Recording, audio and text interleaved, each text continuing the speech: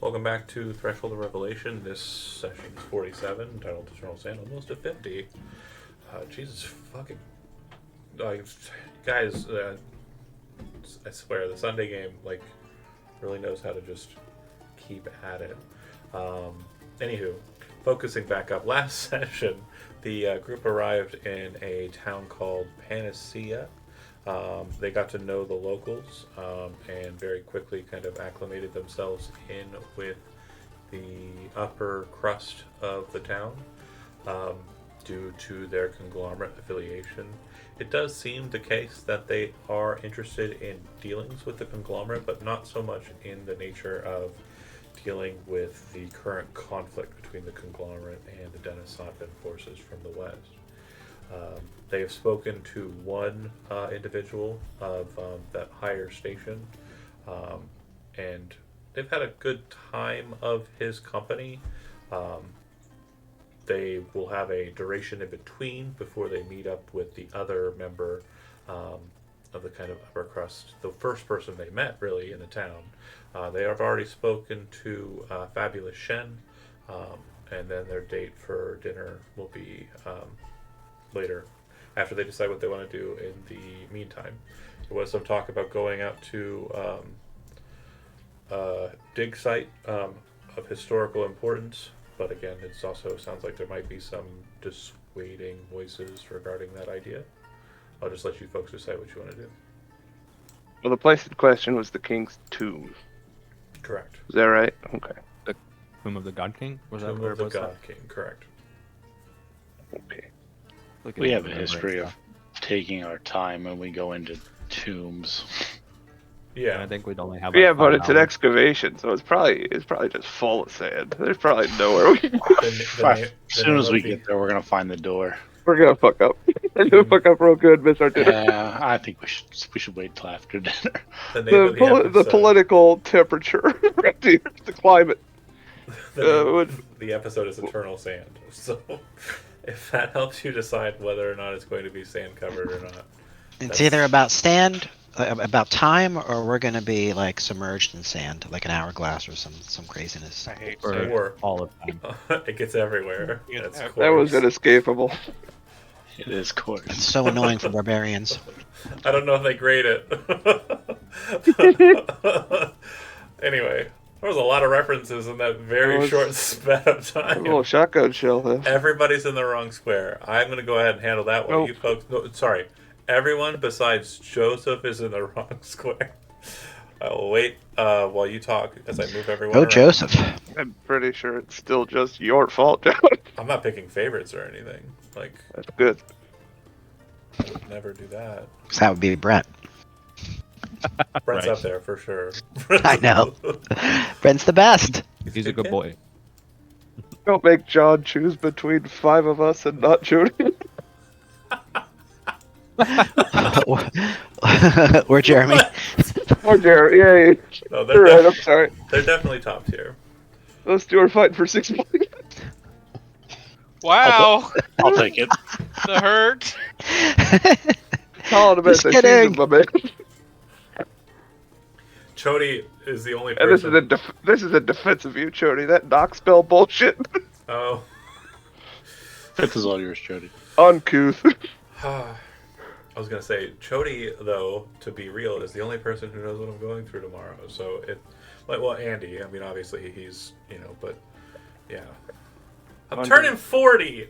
I don't want to turn 40. Yeah, 40 was weird. It's a weird day. I don't like it. But then you get over it. Is that what our session's about now? Our session's about Don't helping like me. that. I'm I gonna let- Therapy. Is there like an estate planning building in this town we can go to? We can like educate John as we're D&Ding. Gotcha. I You understand. have what you're like saying. Unfortunately, no. We just walk right back No. into fabulous shits. And You don't also, have have a breakdown. attorney. You also don't have a power of attorney? role playing. We're gonna role play John going and getting a prostate exam for the first time. Oh God. So, Okay. Well, it's got hornier than I thought it would. But here's the thing. He loves it. I didn't say what I said.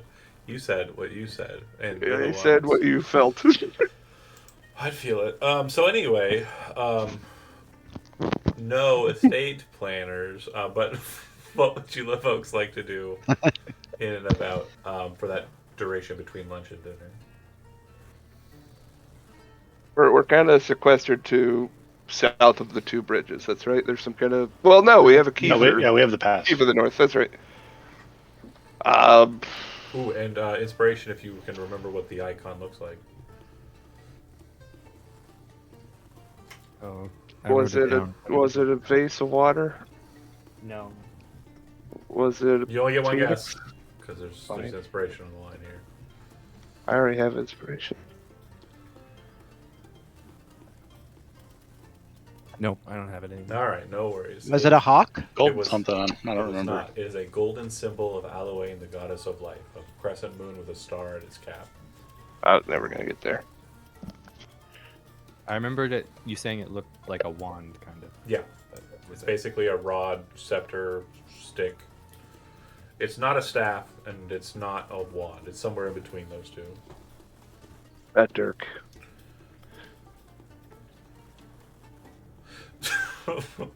Okay, so as you please. And yeah, you do have the full gamut of the town, so you can go where you like.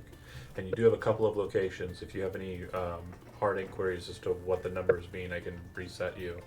Let me get my notes here. The line by line comments in Discord. It was perfect. Mm-hmm.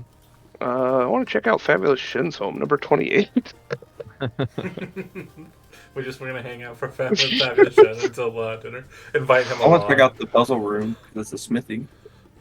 Oh yeah, you did want to go to the puzzle room, Okay. and We can tag along. I mean, I can tag I along. know Joseph's probably interested, or Sonata's probably interested, rather, with his new jewel crafting abilities. I'll give them a handful of these gems I have. Joseph or Sonat might need a starter set. Okay. Take five gems worth 100 gold each, Sonat. And so And you I'll- two are going to I'll the go somewhere else. puzzle room, Joseph and Brent's characters, correct? Okay. And then, Andy, is there anywhere you're thinking of? in No, I'll particular? tag along with them. Okay. Uther, Silas, and Bodhi, of course. Who was it that was so against the excavation? Was that the Font of Healing, or was that the Priests of Life? So, the Font of Healing were the ones who destroyed the teleportation circle in the center of town, which used to be kind of in here. The ones who are having issue funding the excavation are a group of individuals inside of the Court of Healing, and the members include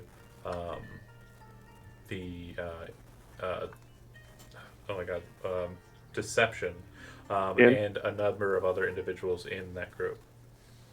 Deception, And they were the ones opposed to the excavation, the funding of the excavation. correct. They are basically trying to steer funding away from the Guild of Reclaimers, Archivists, Historians, and Dredgers. So And the that- Court of Healing and Font of Healing are separate things? Correct. So the Font of Myths is the name of Font the- of Myths. I must have miswrote.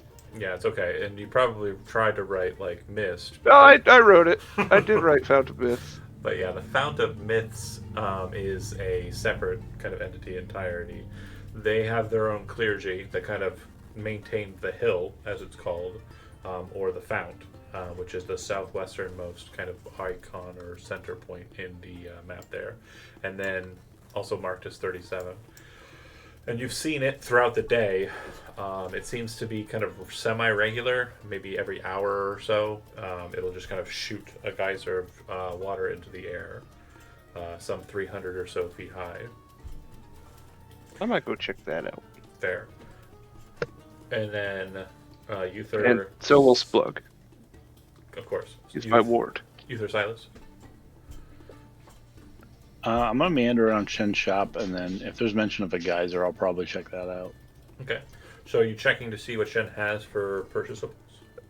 Yeah, I'll walk through it, see what he's got. Well, as a fabulous seller of items, he is a bit low in stock. So he has any common magic item that you could desire. If it's of a common rarity, he has it. If you desire an uncommon magic item, there's a 75% chance he has the first one asked for, 50% chance he has the second one asked for, 25% chance he has the third one asked for, and there's no chance he has the fourth one that you asked for. And then if you want a rare a magic item, there's a 10% chance he has a rare magic item. The first person who asks if they have a rare magic item will roll the dice, and that magic item asked for will be the one that's there. Uther's the shopper, unless Silas has followed him around. Uther has 0 money. He's really just looking around. Yeah. And then when it comes, I could try to throw some cash your way if I find some. when it comes to other purchasables, he has any recipe item that you would need, and he also has recipe items that you don't know you need. He has no recipes at current.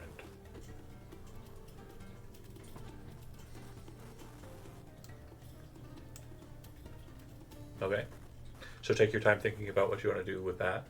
And then Bodhi, you said you were going to the fount, but Silas, where are you headed? I would be going somewhere to learn how to cook that recipe. Okay. So you're just kind of finding a place to kind of do Yep. your thing, working on that. The bar with again. Now, as we Like, discussed, it's going to require a downtime activity. This is not technically a full day's worth of downtime activity. So basically, this is servitory as prep. That's fine. I'm okay That's with fine. that, but it will still take a downtime that's day. Totally cool, buddy. I don't flavor. really know what else I would do. So He's That's my setting thing. up the lab. Absolutely. He was just so amazed can't by the go That's- food, and he has to devote it to that. That's actually an interesting enough point. So Anton and you are kind of talking, and I'd like for you to go ahead and make a persuasion check. You have advantage, Silas.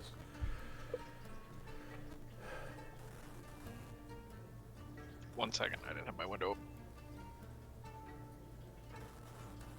You said persuasion? Yep. I don't expect you to be great at it. That's why I've set the DC He's at gonna a do great. meager 15. Sufficient. Hey, Actually, really insanely good for persuasion. I didn't know you were proficient. I have a +5 in persuasion. that's Yes, amazing. really good. So Incredible.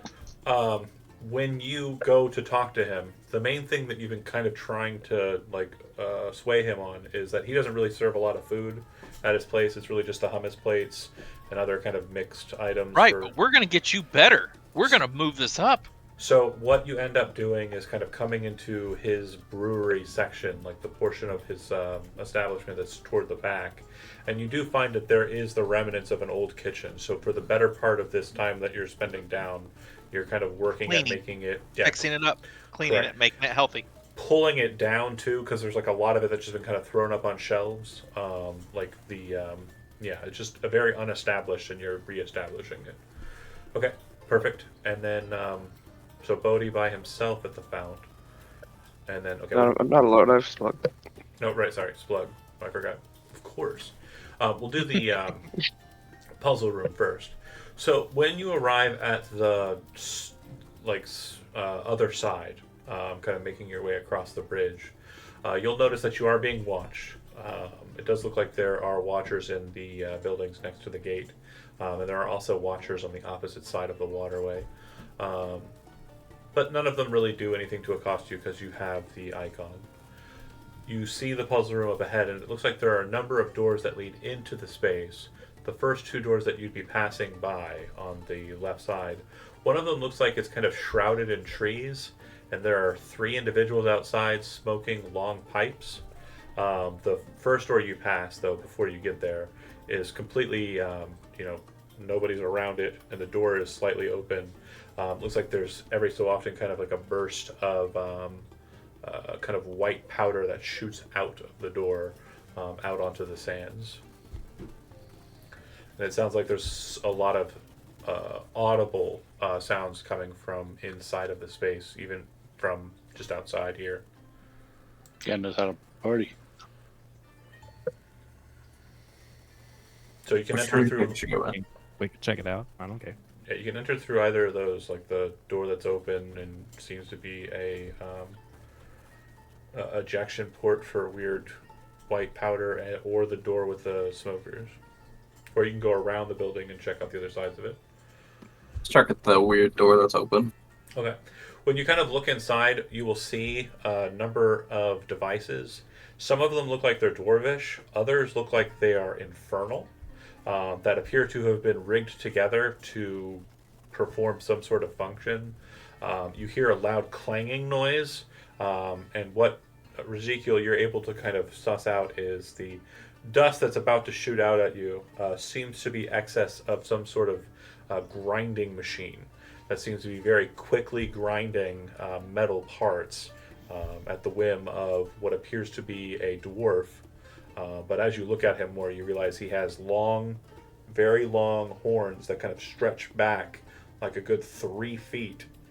And his beard appears to be just like super massive, but filled with these red quills. His skin is kind of like a deep brownish color, and he looks like he has these white tattoos all over the portions of his face that you can see. Yeah, he looks like a bicycle. He looks like a bicycle. Okay. I got enough to lose. I'll if I can walk in, I'll walk in and say hi to him. Go ahead and make a Constitution saving throw as you walk through some of the powder. 16. Yeah, you kind of put your arm up and kind of like, you know, get blasted by the powder. It kind of antiques you, if you understand the terminology. As you kind of step in, you realize this isn't really an entry point, and the strange dwarf kind of looks over to you and says, "Well, how do you do it? Go around to the front. You can't come in here. You gotta go around to the front." Okay. I'll back out and go around to the front. I'm assuming by front he meant over on this door. You don't know what he meant for certain, but as you kind of saw his face, what you'll notice is his teeth are all very pointed and sharp, and his eyes are kind of like a deep orange and kind of glowing, like he's not a dwarf, or he is a dwarf and it's weird. All 4 weird. All right. Yeah. So you see the 3 smokers as you're passing by. It looks like they are a bit more traditional, what you'd expect an Ikashadi man to look like. There's 3 of them. They're wearing kind of simple attire, aprons that have kind of blasted soot on it, and you know, the pipes that they're smoking, very long-handled, very ornate-looking glasswork, and you know, other different like kind of bits of decoration on them to make them look even more kind of just bright, vibrant, and cool.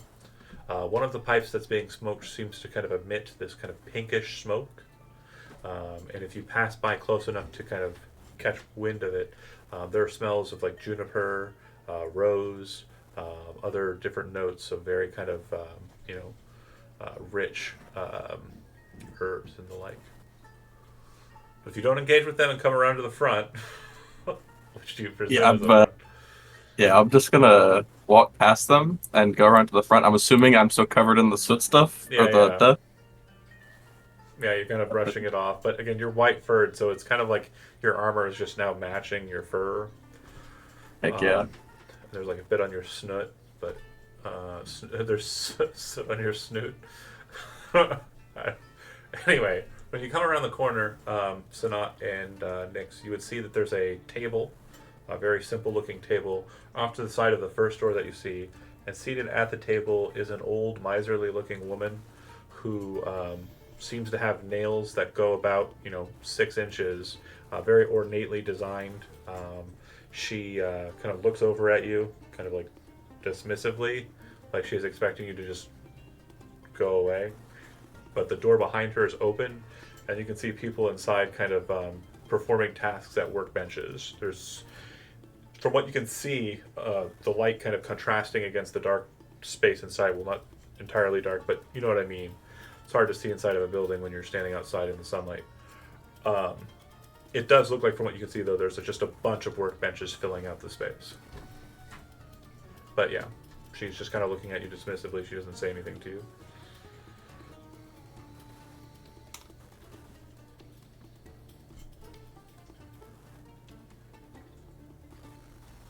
I'm going to assume it's the front door and walk in.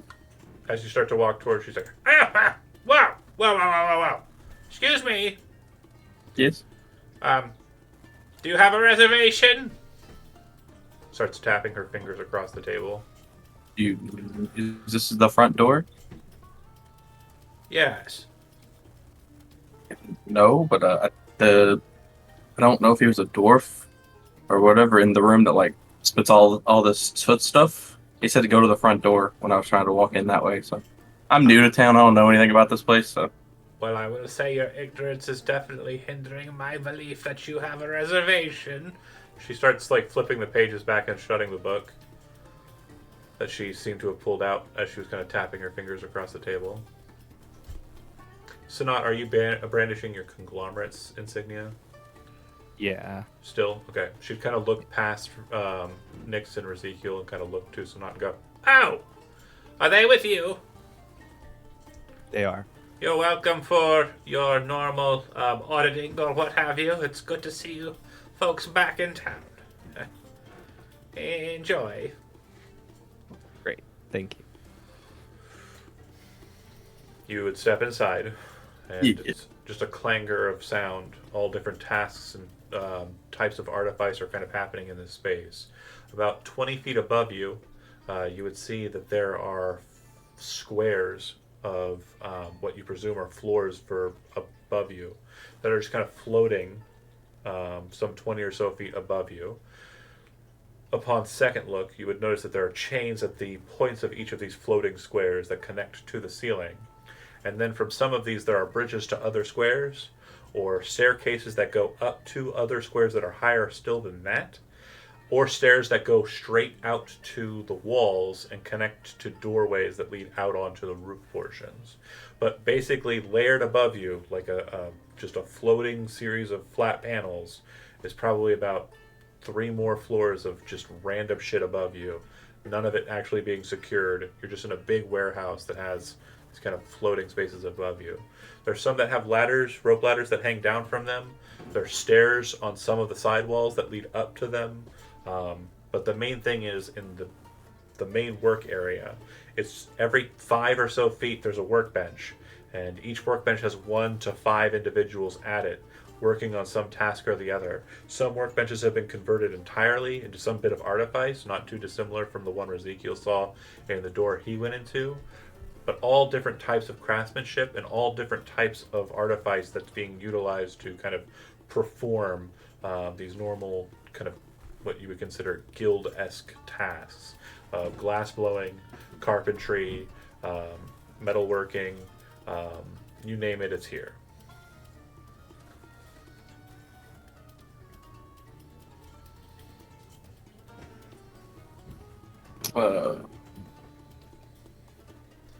Do I see like the machine where I walked into at, or do I see like an area that might be? I think. You're a smart enough boy to know that if you kind of, when you first enter in, cut to the left and follow the wall, you'll make it to the dwarf. I'm gonna do that. Okay? I'm gonna follow along. Okay. My adventure is probably gonna happen later with the jewel crafting, and don't want to just like walk in and talk to some guy whenever someone like Shen has offered to introduce me. Understood. And Nyx, are you following along with them as well? Yeah, absolutely. Okay. So everyone's kind of looking at you as you're passing by. Most of them kind of catch Sanat and kind of like do a double take. If any of you other ones are brandishing your conglomerate logos, you're also getting similar kind of looks. Like if you have your conglomerate badge on Ezekiel and so on. Some of them actually come out into the aisleway and say, "Hey, excuse me, can you take a look at this?" And like kind of gesture towards whatever they're working on, as if they're trying to like impress you with it. None of them are terribly impressive, although they are kind of outside of your scope. Would probably be the best thing I can think to say. Like there are no jewelers that are present here showing you stuff. There's no metal workers. It's mostly stuff like carvings or sculptures, other kind of weird trinkets, leatherworking, and so on. Do you stop at any of these random people and try and engage with them? Again, just telling me what you think the person might have. We can kind of play off of that if you want to make a gimmick of it or not, you can just continue on to the dwarf. It's fine too. Ezekiel's so excited by the guy he did see, so he's just walking straight back that way. Well, yeah, okay. So you, Nix would stop to one of them and say, like one of the workbenches, if they came up to us and say, "Where do you sell your wares?" most of it's for crafting for the nobility. Most of this is commission work. Ah, But some of it is for personal use, and some of it is for utilitarian use, depending. I personally, and the person you're talking to happens to be a sculptor, do a lot of work for the interiors of the palace and also the Court of Healing. okay. Was that supposed to be a funny face related to the Court of Healing, or? No, I was doing a funny face because Brent did a funny face. Okay. Cool. Okay. Thank you. And I would follow Ezekiel. Okay, you make it all the way to the back, and yeah, this very strange-looking infernal engine, what we could consider in modernity as a power hammer. Do you know what that is, Brent, or no? I think so. It's basically an automatic hammer that slams with more force than We're a person. making them now. Yeah, awesome. Just saying. First one in America since 1972. Cole just Ironworks. saying. Check it out if you're watching it. Oh, shut up! No! Can't say that. Nope. Oh, Stop. Nope. fart You noise. didn't say that. Nope. Fart noise. Nobody's watching this thing anyways. So also that. Shut it down. All right. We have 4 viewers. Don't worry. Well, don't freaking start throwing out an advertisement if you don't want an advertisement, Chody. I don't know what you're talking about. Oh my goodness. Gotta wait for a week. All right, a week later we'll talk about it. Breaking news here first, folks. Oh my gosh! Anyway, when you finally get down to the dwarf, he kind of has like a angry look in his eye about something he's holding, and he seems to be yelling at or yelling up at a Ikashadi man who is kind of looking like he's head down, being berated. Eventually, he hands what he's holding back to the guy, and the guy goes away from there to a workbench nearby. And then the dwarf, with his kind of massive horns, kind of goes back over to his devices, more white soot kind of flying out the back as he starts to put his whatever he's working on to a grindstone that seems to be automated with a belt and the like. Very cool stuff. But yeah, he's busy at work and doesn't seem to notice you or care. So, looking at the machine, does this place look like the most like metalworking I've seen so far in the building? Or- Definitely the most metalworking you've seen in the building, and also this is artifice that you have never seen in your time, like on Urs. Like, this is well beyond your ability.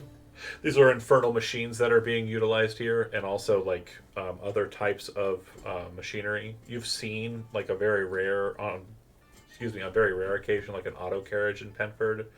It's a big enough town or city, but it's not like if you've seen my other games, like the Tuesday and Friday games, like it can get kind of like higher tech than what you would expect from like a traditional D&D game. It's probably closer to that than it is anything you've ever seen here in Lavidia. Gotcha. But yeah, he's not paying attention to you. He's just off to work. Ezekiel will like sit there for a second, and then after like looking over everything, he'll go up to him and be like, "So, are you really the only one that does metalwork in here, or do you use other people do stuff like weapons and armors and stuff like that?"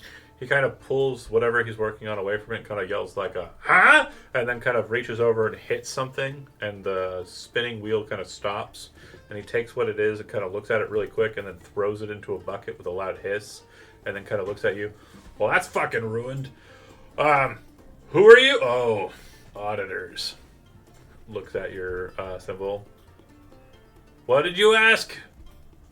Ezekiel will be like, "Just if many other people in here do like weapon making or metalwork type stuff." Well, most of the people here are trying to learn it from me for whatever reason. It's come back in fashion, I suppose, making weaponry. And that's fine. I used to make the weapons for the honor guard for the palace. I've been here for a while, so I've also made weapons for the militia and the like. Did you not get a resume from your predecessor, or do I have you mistaken? You're not an auditor, or are you an auditor? I'm not here to audit anything. Oh, good. Fucking hate those assholes. Great. Good. Yeah, what was your name? Ezekiel. Burge. Kind of reach his hand out. I'll give him a handshake. And who are your friends? Well, that's Sanat and Nix. He kind of does a tap of his head to Nix and says, "It's been a while since I've seen a Dromite. Quite the honor." He would take his hat and he would do like a overly enthusiastic flourish with it and put it back on.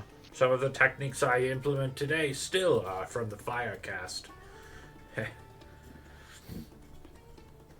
So, you're not auditors. What are you doing here? I asked whenever we were getting information about the town where I could find, like, weapons and armors and stuff, and they pointed me here. And when I came in through that door, and then when I came into the front door, you seemed to be the one that I would assume was best at making them. So, Oh, well, yeah. Don't go through that door. He gestures. I'm surprised you're still breathing well. That's kind of toxic stuff. Residium let off. Ezekiel still got some of it on his armor. Yeah, so you would know it's basically Residium that's been kind of like it's the release of what's kind of not happening once Residium's kind of been implemented into something.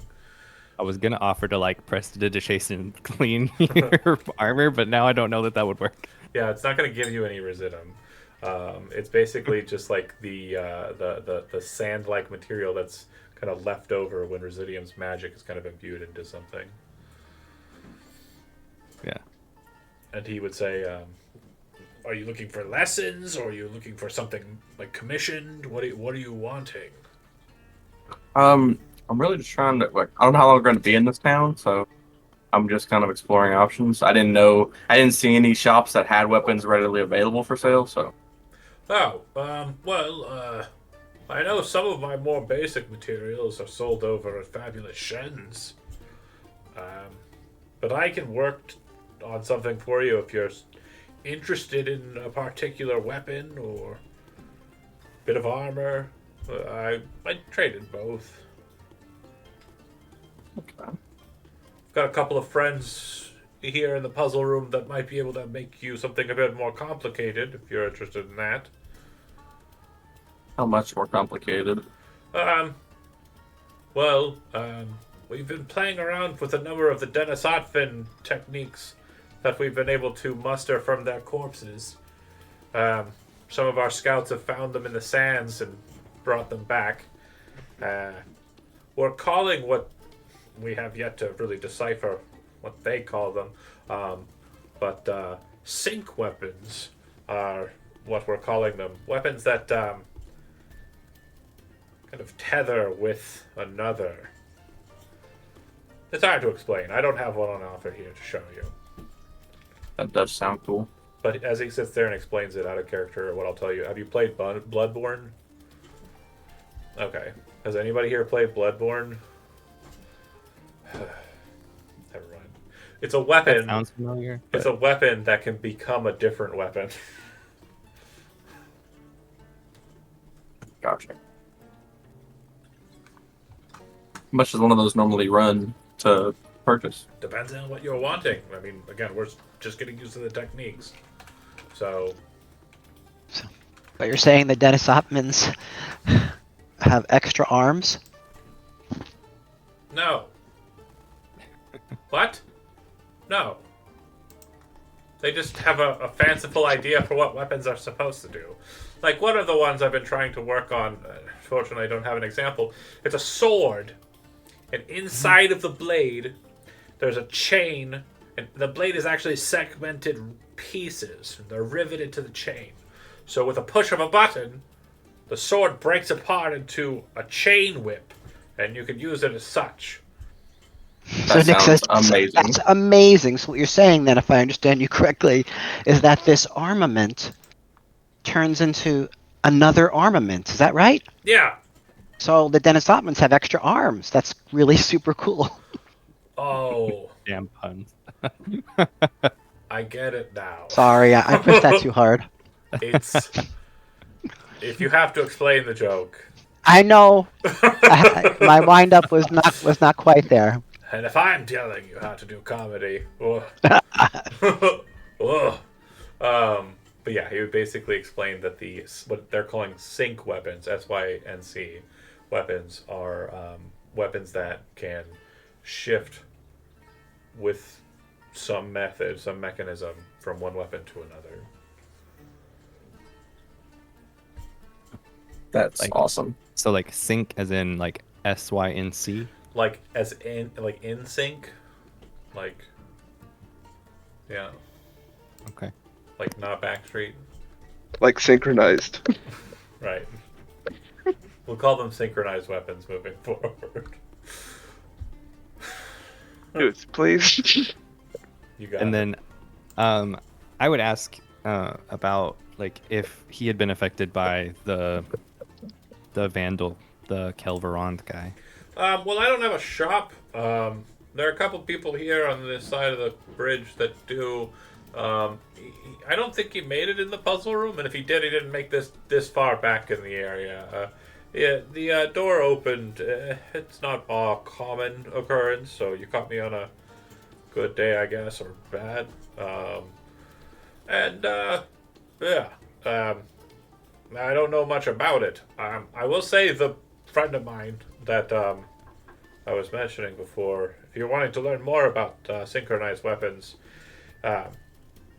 you could also ask him. He might be a bit more savvy as to what happened with that individual, if that's who you're chasing after as magistrate. Just interested. Yep. Sanat, since you've been looking at this guy for a while, go ahead and make an Arcana roll.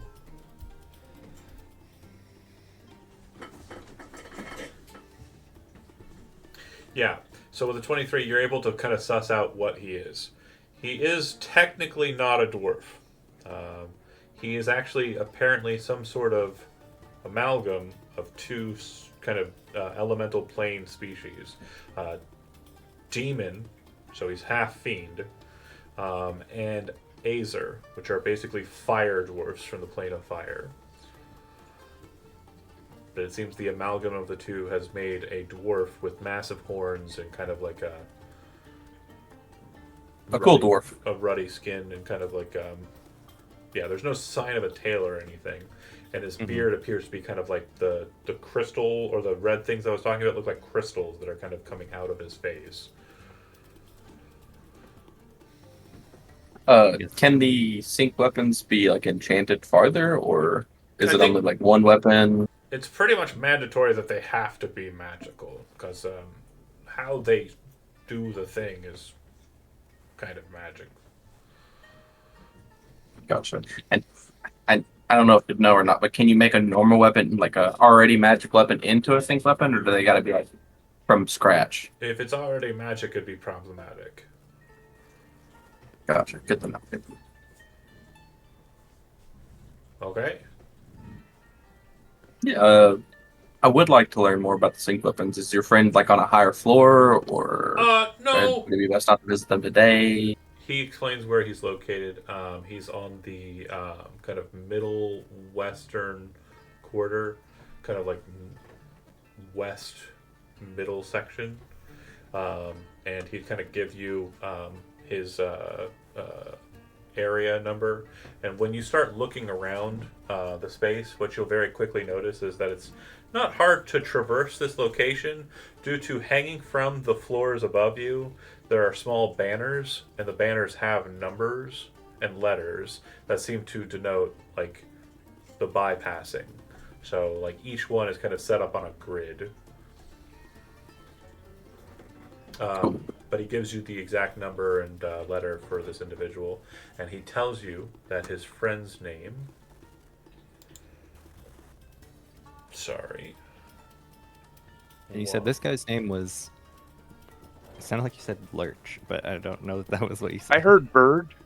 No, this guy's name is Burge. Yeah, Birge. Burge.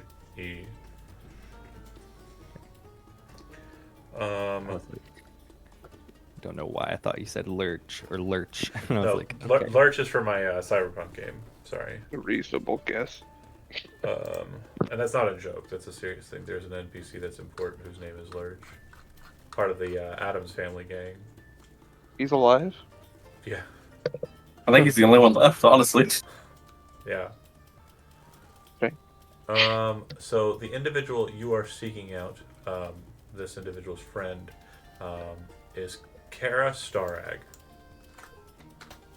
And I'll post that in Discord.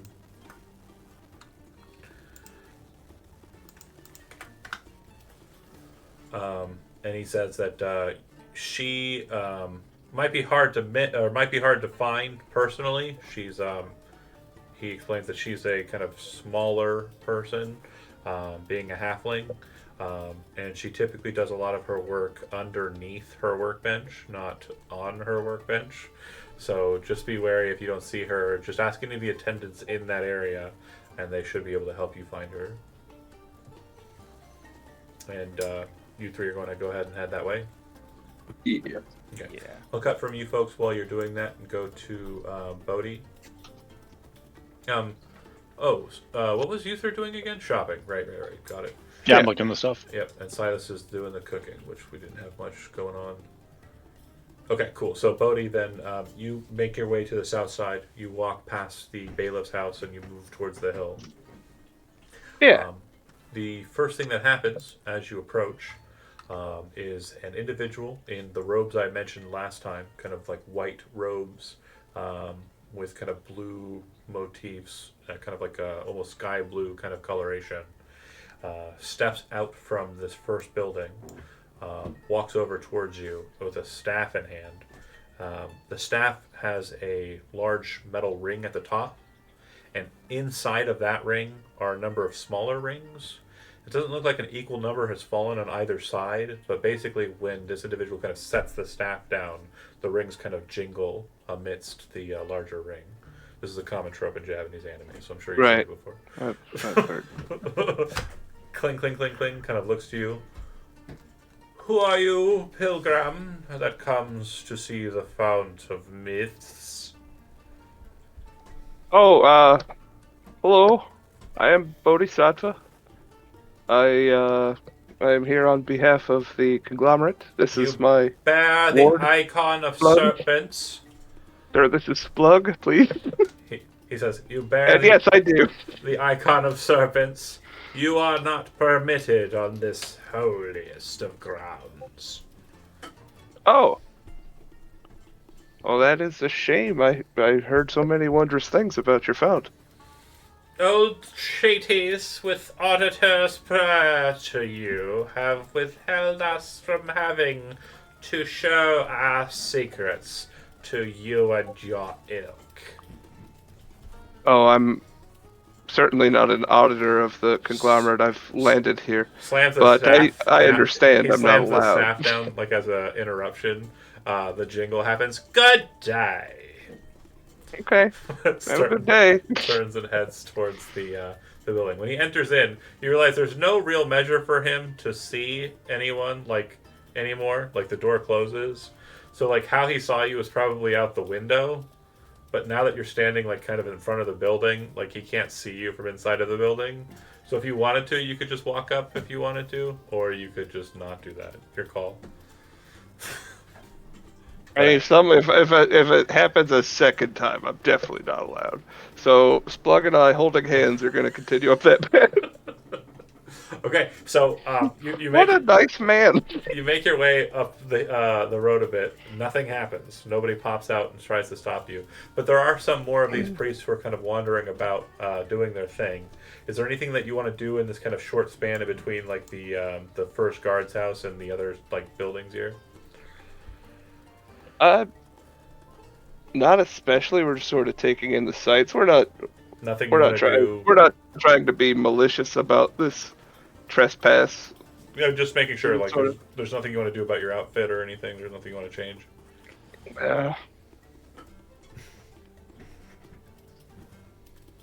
I think I'm pretty. I kind of stick out, so it doesn't matter. Okay. I mean, but they won't know that you're conglomerate unless you're wearing conglomerate stuff. So I get that.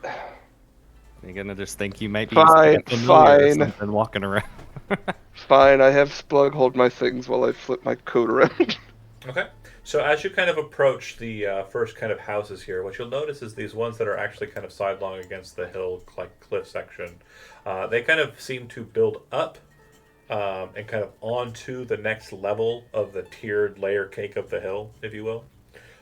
So like if you were to go in the first floor and then like ascend inside the stairs, you'd be able to kind of exit, deposit yourself onto higher floors or higher tiers of the layer cake that is the fount. It, like I said, people are kind of passing, moving about. Some of them are carrying jugs, similar to the one that was carried by the sidekick of Shen, but it doesn't look like they're doing so as like a process of like it being kind of a ritual or anything. Theirs appear to be genuinely filled with water, and they're moving them all to one specific location, which appears to be 30. No, sorry. It would be 30 fucking two. Give me a second here. Okay. And there we go. Moving the map to there. First site. Okay, cool. So 32. And outside of the one next to it, the building with the kind of red domed cap, there is a small bench underneath the kind of overhang here. Looks like there's a small little dock that goes out to a ship. But there's underneath that kind of overhang, there is a bench. And sitting on that bench is just a very lethargic looking elf who is very boyish in his just like appearance. He's wearing a tabard that has the symbol of the god Varhuin, or the power Varhuin, Lord of Elves. He has a sword seated next to him, almost like it was like his, date or whatever. Yeah, he's just got his arms crossed and is kind of lazily kind of like looking down at the ground. It almost looks like he's sleeping, but again, elves don't do that. Right. And they're taking the water from the fountain to this place at 32. It definitely seems that's the case, yeah. They're somehow depositing it. Mm-hmm. Are there any spare jugs if they're going No. about this? Not that you can see, but when Nobody's just left one down after a trip? once you see what's in 32, it does look like there are a number of these jugs kind of like inside of the like open space. Like looking into 32, it looks like a general store, but instead of having like just selling items within, it's just a bunch of stacked jugs. I'll pop in there if they're for sale. I'll buy one. If they're just there, I might, nick it. A priest looks at you as he's kind of setting one down and kind of moves past you. You then see a man kind of pop up from behind a counter and say, "Ah, hello. Welcome, honored guest. Do you wish to sup of the fount's most recent extraction, or would you like something a bit more aged and potent?" Oh. Forgive me. I'm new to these parts. What is where does age come into this? Well, he starts talking to you and telling you things. But what I'm going to tell you is it's almost like listening to a wine connoisseur talk about wine, except that they're talking about water. It's like a water sommelier, like just telling you about how this water's like taste. It all tastes like vinegar anyway, so I don't see the big deal. What, wine or the water? I'm just thinking aloud. All right. That's how wine is. Okay. Teacher's own. Done. I'll take it. I'll just go get the fresh stuff. You Okay. know, I like it. I like it active. I don't want it just sitting around. So he would say, "Okay, great," and he would kind of walk around the counter with a ladle put it into probably the same one that the guy just brought in, and then pour it into a small wooden square cup and hand it to you. And I hand that cup over to Splug and wait for the second cup that he was giving us. He does hand a second one. Very good. And we enjoy our beverage. I guess water's not a beverage. We enjoy the drink. Water would be a beverage. What do It's you not a mean? beverage. It's the damnedest thing. Look it up. So you both sip. It's tasty. It's good. It's fresh tasting. There's definitely a minerally kind of taste to it. Your presumption is that if it were Mineral aged, water. if it were aged, it would probably have more or less of that taste, depending. Like it's settled. Yeah, it's settled. It's like definitely more active here. Ah, that's good stuff. What do I owe you, sir? Oh, you are an honored guest. Free. Please just set your cups on the counter if you plan on leaving. But if you wish to stay, he offers the ladle to you. We'll go for seconds. I don't want to be a bother, but it's good gourmet shit here. You are, of course, welcome to drink your fill, but I do request that if you are too greedy, perhaps you should be mindful of this, and perhaps instead of drinking, pray. Wow, that is it's a good idea, I guess. We were thinking we may make a pilgrimage and fetch the water ourselves if Unfortunately, that's acceptable. I doubt that will be allowed, as it is not the holy day of Dan today. Oh, And you kind of, I knew that. you do this kind of like internal clock kind of thing, and you realize that it's Fair Day, which means that it would be 2 days before Dan. So Dan being like the end of the 6th day, Sunday. Hang on. What are all these folks doing that are fetching water as we speak? These are honored I've attendants. been watching people lug water around all day.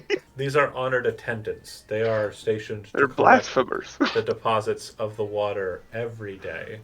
They have been blessed in the waters. You have not. For you to be blessed in the waters, it has to be done on a holy day. The day of Dan would suffice. Oh, shoot. May I at least observe the fetching of the water? Would that be too far? Absolutely. Another attendant comes in with another, bucket. I had the word before. I don't know why. My brain doesn't remember what Jug? the word. Vase? Jug is the word I want.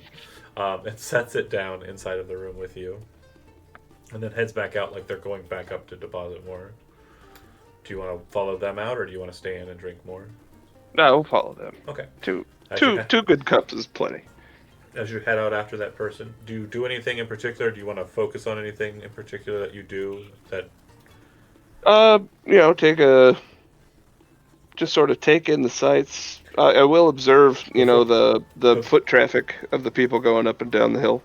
Before you exit, the person behind the counter very quickly yells after you, "Your cups! Set them on the counter!" he says, angrily. Plug. So I'm like, oh!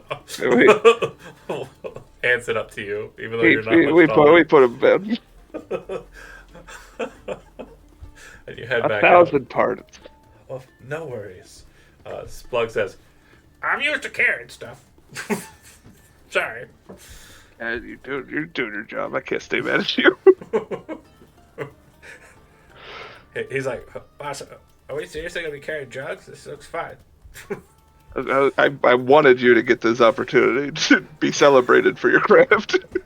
I was genuinely disappointed when they wouldn't let him carry water. They give him one. He puts it up on one arm, one shoulder. And he's like, "Give me Yeah, that." he's an old pro. I can do 4 of Get a these. third. Put it on I'm the gonna head. start stacking them Yeah. on his shoulders.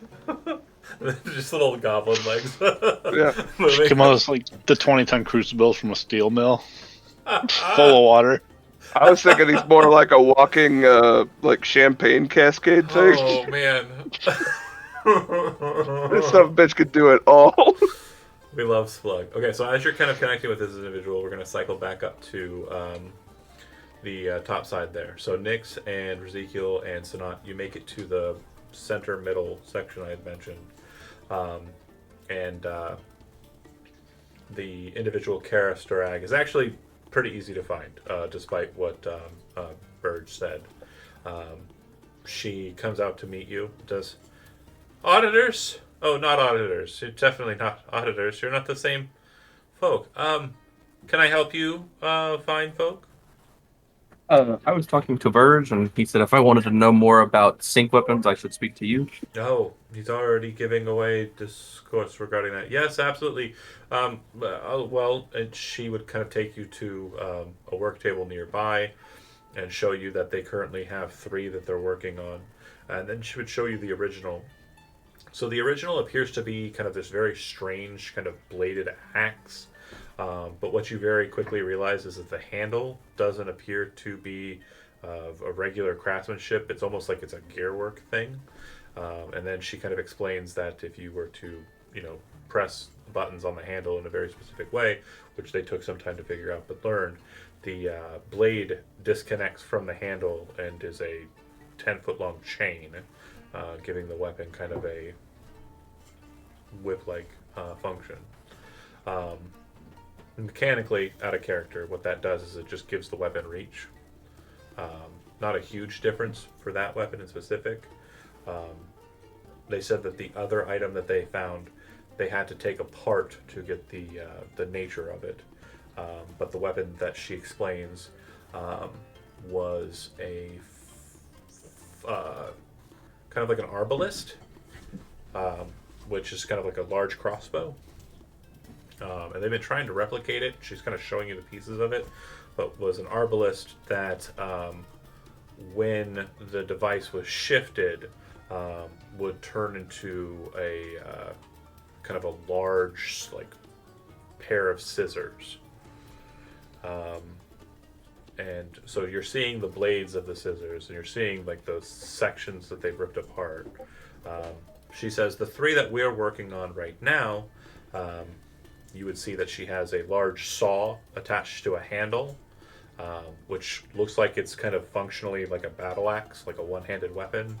And then she kind of picks it up and kind of finesses it a lot easier than you think her like small halfling frame would do. Kind of shifts the saw so it shoots out further and turns it into a great axe, effectively.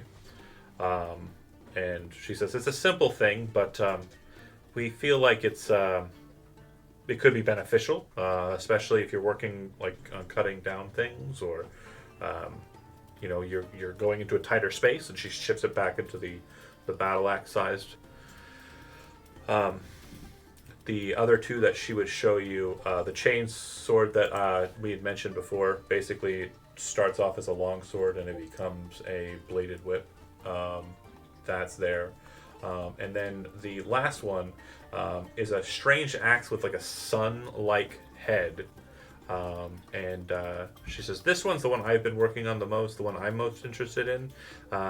Burge is more these practical things that won't break and are easy to kind of use, but this one, she kind of holds it up and it's battle axe sized, right? But the head is like a massive like sun.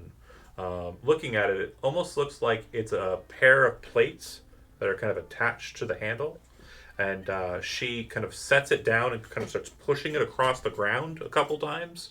And then after a fashion, it seems to start spinning on its own with a sound of kind of mechanism to it. And she kind of holds it up like in the air, looking at you kind of like with a huge grin on her face as the sundial's spinning like a saw blade.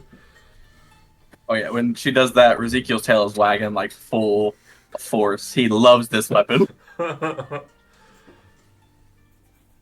It's like, that is amazing. She then kind of, sets it down on the ground again and kind of stops the blade with a bit of a mechanism on the handle, and then sets it back down onto the table and says, so that's what we've been working on. These are our implements. We're not really willing to part with them. Are you looking for a commission, or are you trying to learn how to make them yourself? I mean, either or. I just would need to know, like, 'cause I'm not the party keeper of the money. I just hit things, so Oh, sure. I need to know, like, price ranges for commissions. Well, if you're looking at these and items, learning to make them. these items in specific, the battle axe or the saw would be 500. I think we could make it for parts than that much. And that's the battle axe that becomes a great axe. And she would say that the sword chain whip thing is 1,000, and then it would be about 3,000 for the spinning blade battle axe. She calls it the striking comet. Gotcha. You think you'll write those prices down and be like, once I'm for sure that the party has the funds and that we're going to be in town for long enough to have one made, I may come back. Absolutely, and I hope you like what you saw. Oh, I love them. They were all great. Which was also a pun because she was talking about a saw blade weapon. Fair enough. And just so we have kind of a look, and these are kind of ripped off out of the saw blade at the top of this image here, like it folds inwards. When it's folded inwards, it's used as a battle axe. When it's flipped out, it's used as a great axe. And then the chain sword. Like a shaving razor. Just a massive shaving razor. You caught on to their bullshit. See, I was expecting a gun blade, honestly. That's what the chain sword looks like. I love it. And the one on the left is kind of what the striking comet looks like. Okay. So, if you kind of take that information back, there's nothing else you want to do in this spot, right?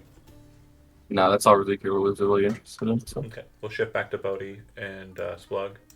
Are you making your way up the hill? Yeah, Okay.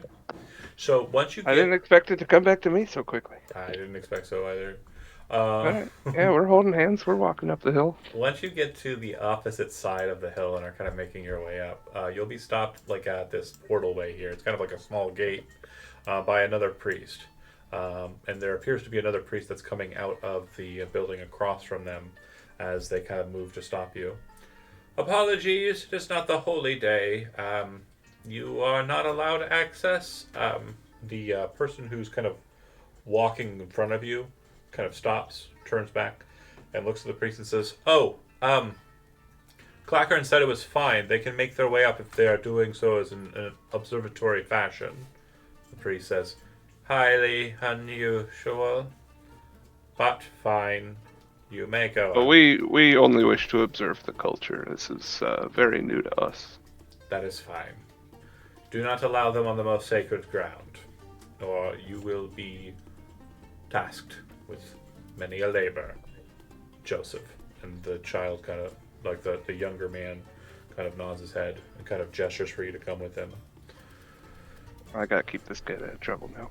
He says, There's stakes. "You know, I didn't have to do that." I agree. I apologize if I've put you in a tough spot. Oh, Young no, Joseph. it's fine. I just heard you talking to Clackern about buying the water, and sounds like you might have some extra coins in your pocket. As you're kind of walking up the hill, following after him.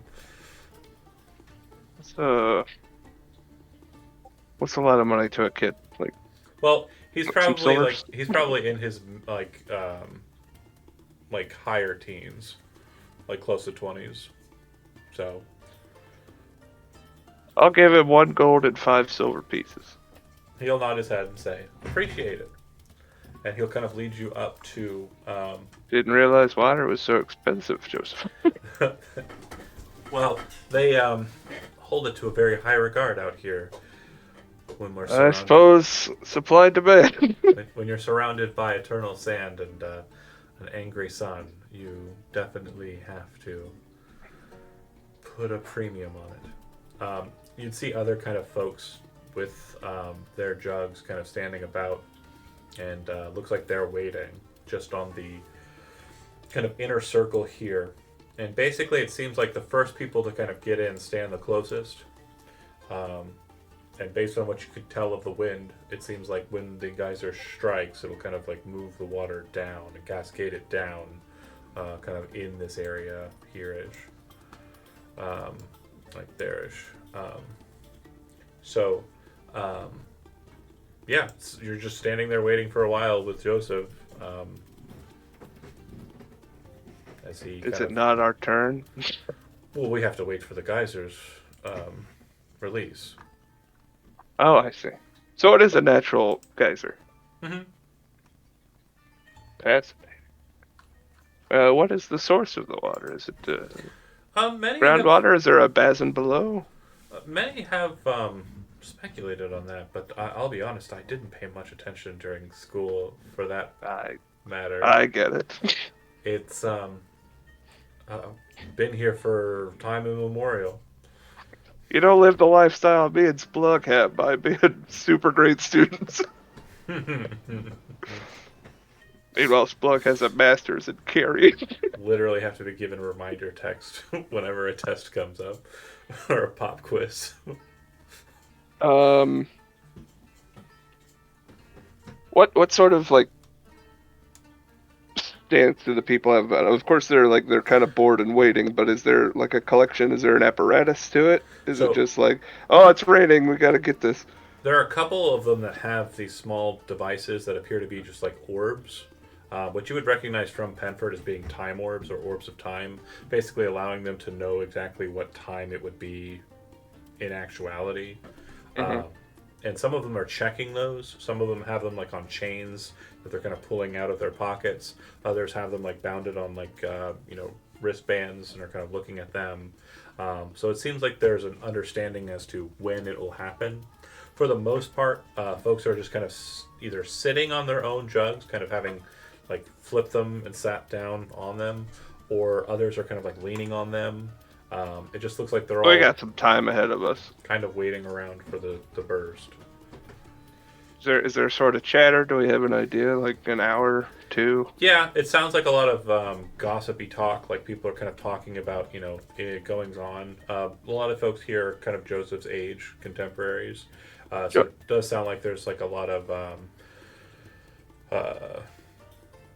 interpersonal drama, I guess would be the best way to describe it. It almost I was sounds like confused. At first, I was like, my age? no, not Joseph's age. I was like, Joseph's age. Fictional Joseph. I was like, what? Oh. So sometimes when I don't have a character's name, Right. I'll just use a name that I think of on the fly. And sometimes that's accidentally a person's name who's sitting at the table. Accidentally. I just looked up and I'm like, Joseph. His name is Joseph. This guy right here. But yeah, he is kind of outsider from what you can tell. He doesn't seem to be one that's like involved in a lot of the stronger looking lads' conversations. But it does seem that this is the best way to describe it would be like a teenage like church camp kind of mentality. Like you've got a lot of guys who are like very much like into themselves and like very much kind of focused on themselves here. There are not a lot of members of the female persuasion present. It's just definitely a lot of guys who are kind of present here. Man, it's the water fetcher job. Yeah. I get it. So far on the hill, you haven't seen a single, not a kind of chuddish guy. Like they're all kind of dudes, and I say dudes to kind of refer to like California like esque kind of just guy. Like they're very well groomed, but they're also very kind of sure of themselves looking. The only people who have been slightly different than that are the priests who have stopped you, who sound like complete a-holes.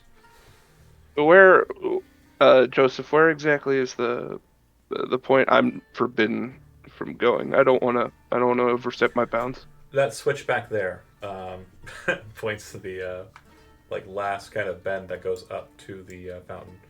You're not allowed to go up those steps.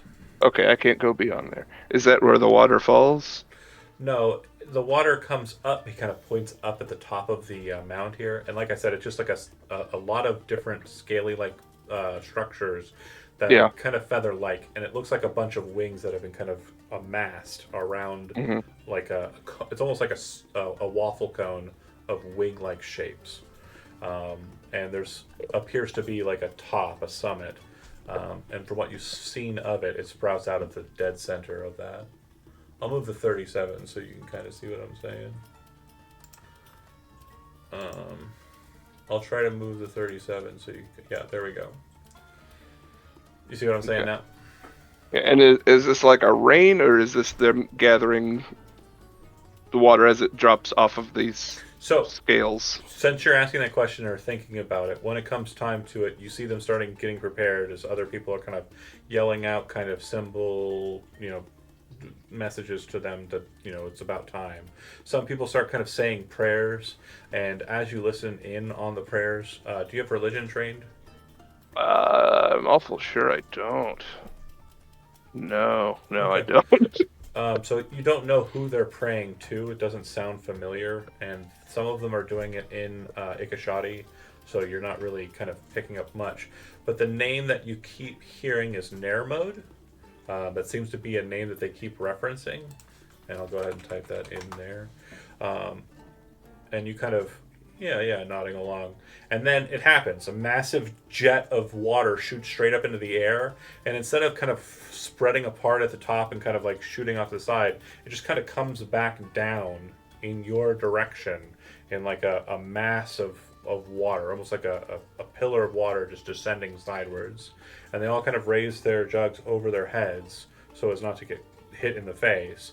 And several of them are able to kind of catch, like a good portion of them are able to catch the water. If you're trying to avoid the water, you need to make a dexterity saving throw.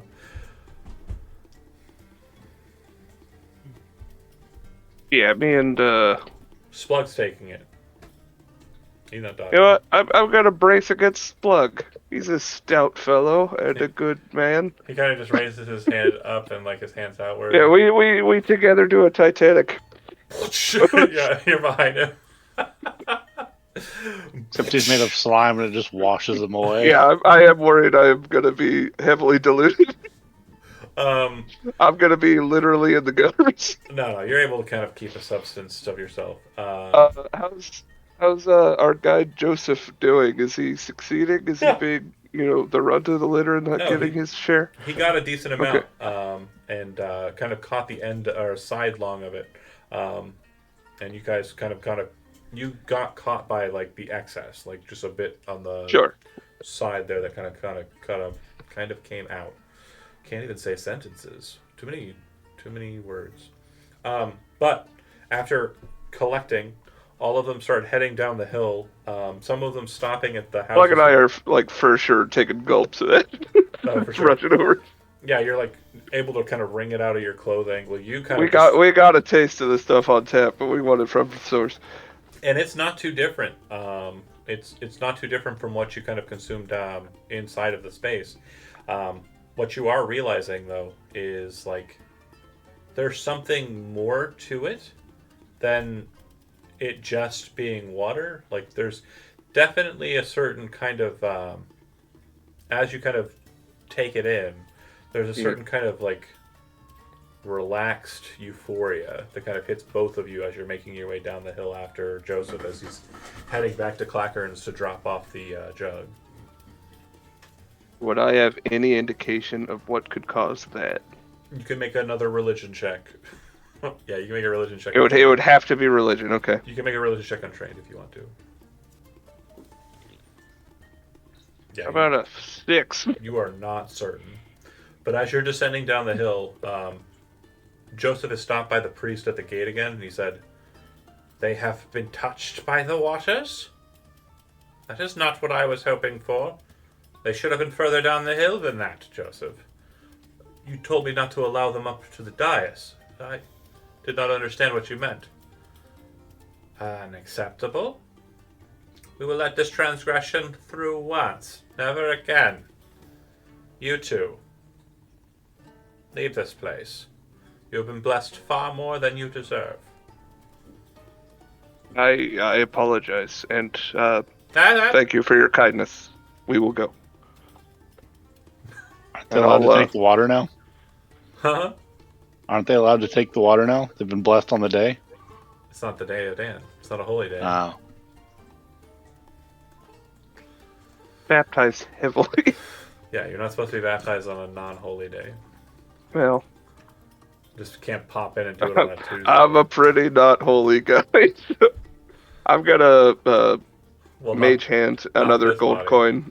I've seen plenty of holes in that guy. Yeah, not this body, but I'm gonna mage hand another gold coin onto Joseph's person as we go. okay. So he heads down to Clackerns, and you folks are kind of, heading out. Do you want to say anything to him before you part ways? Because it does seem like the priest who mentioned that is following about like 20 or so, 30 or so feet behind you. It's like, so what's the big deal? I thought we were safe in the splash zone. It should be fine. It should be fine. But I would just advise the priest, if he wants you to go, then you should go. Okay. Sorry to put you in a spot, man. Thank you for the donation, he says. Certainly. You do good work. Thanks. And he'll head into Clackerns and go back to his tasks. Are you heading off the hill? Yeah. I got nothing else going on. If the place is crowded and I already got in trouble. I would say that you, as a group, would be able to reconnect pretty easily. As Uther kind of stayed at Shen's and kind of kept everyone aware that that's where he'd be. And also you would know that Silas is just across the street setting up in Anton's place. So you're able to kind of reconnect in that way. And was there anything, Uther, that you were wanting to have me roll dice, or have you roll dice for? Yeah, I threw him in the chat. For the rare, we're going to go with a ring of spell storing. Okay, go ahead and roll a d100. Okay, no. He does not have it. And then for the slippers, go ahead and roll a d100. He does not have that. Oh, no, sorry, 75% chance. He does have the slippers. Cloak of Protection, go ahead and roll d100. He does have them. What was this last one? Boots of Elvenkind. That would be the... Sorry. So, 75, 50, 25 has it. And then the magic weapon, there's no chance that that's there. Oh, okay, it was just 3. Yeah, 75, 50, 25. Yep. And so you would have all the uncommons, but not the rare. And 500 gold pieces per. Does he deal in trade? He does. If you have an uncommon magic item, he'll trade it straight across, depending on what you have.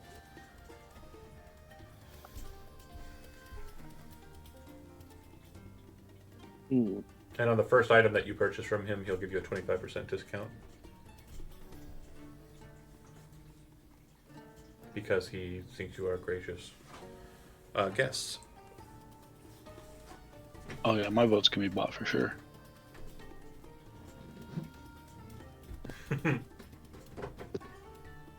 Actually,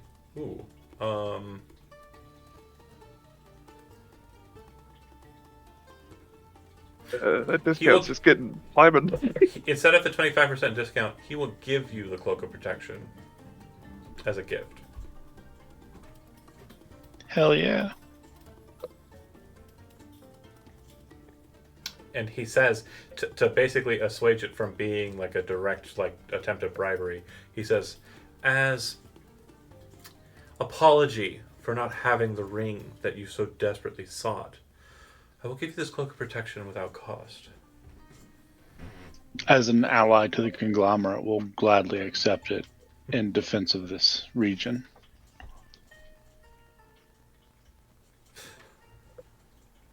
But the other two will cost 500 Each? a piece. Yep.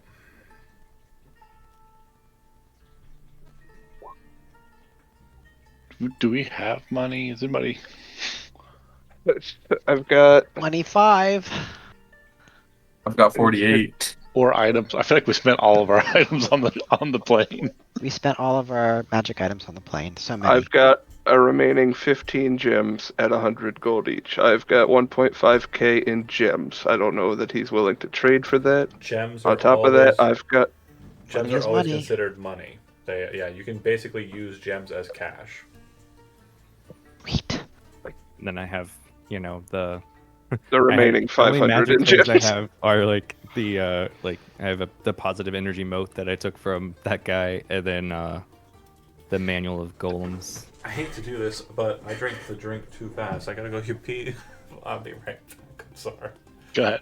Talk amongst What are yourselves the as to what you what want are to the purchase. items that were available? The ones that are left are boots of Elvenkind and slippers of spider climbing. Spider climb. Yeah, be right back. They're 500 each. Yeah, spider climb requires attunement, but I mean somebody can come stand with me or go places I can go. That does sound pretty cool. Boots of Elvenkind do not require attunement, and your steps make no sound, which would be good for people like Ezekiel. I'm not saying we have to do this, but I'm just curious.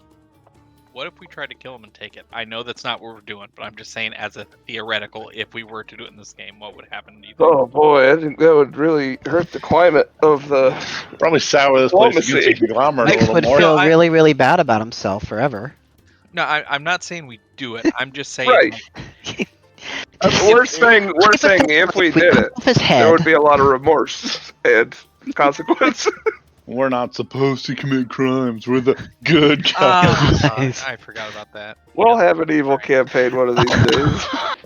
Jeremy. All of them. I mean, Give me 5 minutes and a riot. you just can't do it in front of the people watching, and then he's fine with it. Ryan was morally gray. Oh. So if you somehow distract Bodhi and Nix and Ezekiel and probably I'm Bodhi's neutral not good. exactly lawful. but Bodhi's has a moral conscience though. Ezekiel's He has a straight moral neutral. conscience. Sanat, I'm not so sure. I'm neutral good. Okay. Neutral good. Ezekiel's just straight neutral. Now, concerning Shit, I'm concerning lawful neutral, guys. damn, dude. I'm chaotic good. I gotta say no. That's really more leaning towards whatever lawful, but I don't care. I hate to do it, but I have to say no. Uther just literally found his conscience. Fuck. Oh, balls. He looked in his book. Crime shit, I equals what? bad. I didn't know this. Violence is my answer to almost any challenge, though. So if this becomes difficult at all, Oh, so what you're saying is if Silas pushes him into Uther, then it's okay? I mean, if he just falls on a wall of knives, I'm just saying, like, Silas is chaotic, neutral, but also he's never satisfied with what he has. He always wants more. So I'm like, if he wants it. He's a I don't barbarian. think we're here to justify a murder. I think we're here to maybe shop and wait for dinner. is what's literally on the table. but anyway, Why yeah, don't there's a couple pairs of nice shoes here, Yeah, You could always try to intimidate him out of it or make it less expensive. and somebody needs to remind me. No, he's already given us. he this gave us benefit. something for free. Cloak Um, of protection, right? Yeah, I have a book that's bound in adamantine. No idea what it is. Stole it from a library. He's back, he's back. And a tablet of identify. Sorry about that. My cat got stuck under the bed. Do we have more than one scroll of identify? I don't think we need those anymore. What's a tablet of identify worth? Do you have one? Yeah, I took it out of that library. So I took all the heavy shit that nobody else could pick up. it'd be worth 1,000. Well, hell. Two weapons. Go two right there, you things can get there, two of them. two items. Is this good? Uther buying them new Jordans. He would be very interested in the tablet and would say he'd trade those two for it. Done. Okay. Tablets only work for like sorcerers or bards or stuff like that. So Lord. It was heavy and nobody else could pick it up, so I Yeah. grabbed it. the bard, I the remember. bard It could was, have used it, the- because if the bard had used it, they would have learned identify permanently. I think a couple of us already have it though. I have identified. It's cool. What are the items you're picking, Uther? The only go. two available. So we Yeah. have boots of spider climbing, anybody can have them, and then boots of elven kind that I'm probably Ezekiel, maybe Silas should grab. I would like to ask about the cloak. Oh yeah, cloak of protection. Forgot about that. Anybody can take that too. I'm full up. So I would I like don't to need have that. it, so I can get my armor class at 26. Okay, I think my cat's still You go do that. We'll discuss items here. sorry. Let's talk about No, we've got boots of this. spider climb. Is anybody interested in the boots of spider climb? I wouldn't hate them. The boots of spider I- climb. Spider boots require attunement, so you gotta have a slot. They are attunement. I think I have a slot because I think the goggles that I have are not attunement, right? They're the You got the weaker version of the Yeah, items so you I usually only get. have Yes, two yours do attuned not. items. You're correct. I have yeah. 2 attuned items. And I already have a cloak of protection, so I don't need. Ezekiel, if you have a slot available and want the cloak, that's perfect. I think that makes the most sense for you. 26 AC. Yeah, you Yes! want that massive AC. I swear to God, if anything doesn't target you, I'm gonna be so mad.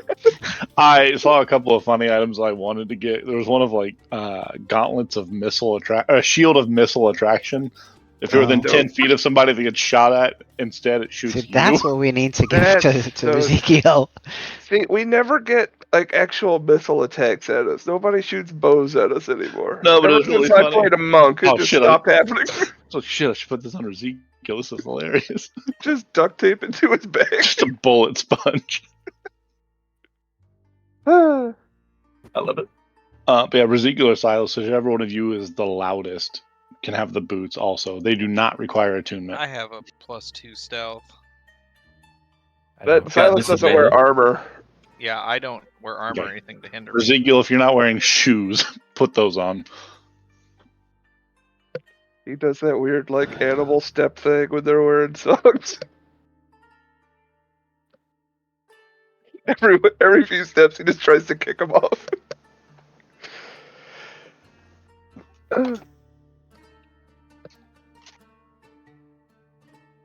There I'm you not go. gonna lie, I really want to kill something. We haven't killed anything for a really We'll long kill time. something.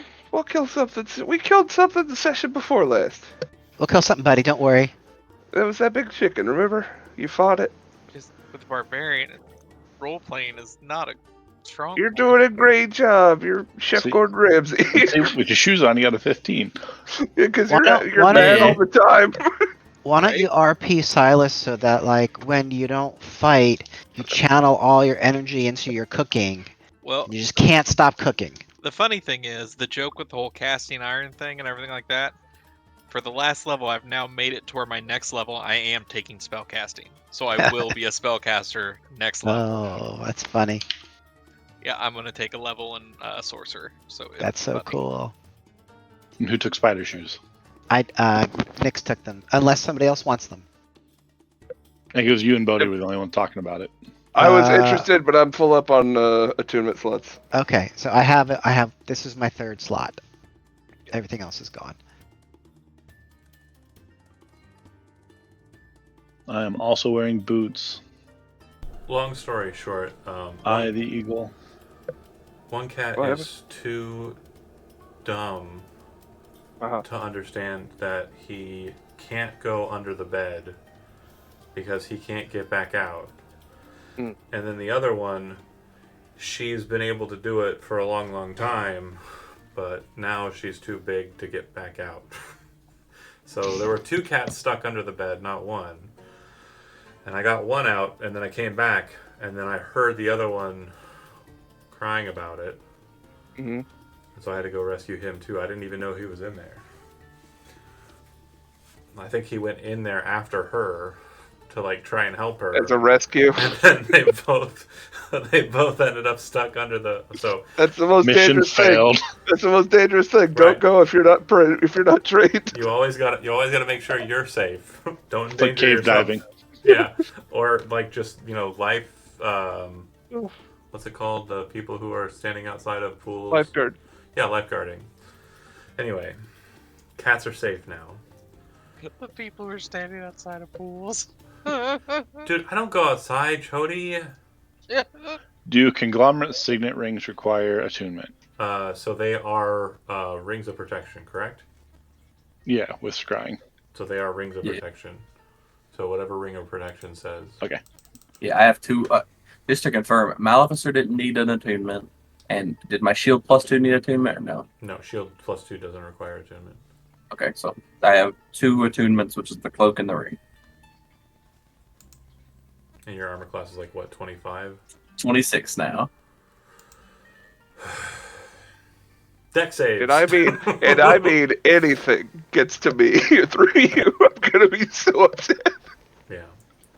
The signet ring, basically, the scrying portion just means that the conglomerate can find you if they need to look for you. So if you guys lose Ezekiel for whatever reason, We he's, don't put up posters in the park. he's effectively been RFID tagged. So I also have one. one Uther also has been RFID tagged, I guess. It's not as funny as your not dog. It's not. Well, you could change. No, He's just a runner. I think our only options right now are Satyr, and that's it. There are no other species you can transform into. But yeah, so we've got the item situation figured out, right? Dekela should have made one out of that other giant so I could turn into a different giant. No, he made the the fetish. Yeah, the fetish. Just would have been funny. Again, he probably would need to be on deck for a shred because it's a little bit more in depth. Fetish is just basically like a portion, like a fragment. But yeah, if you don't have anything else that you want to do, then we would be moving on to dinner time, which would lead us to Deception's home, which is marked as number 6 on the map. Does anybody have anything they want to do in the time in between, though? Splug might get a towel off, change clothes. I'm probably fine. I'm usually kind of damp, I think. Yeah, what you'll gather is like, your first thought is like, oh, we're out in a desert, we can just stand around. But you realize that in the town proper, it's not a thing that you can do very well. You would have to actually go out into the desert, and every time you think about doing that, if someone knows you're trying to do that, would try and dissuade you from doing so.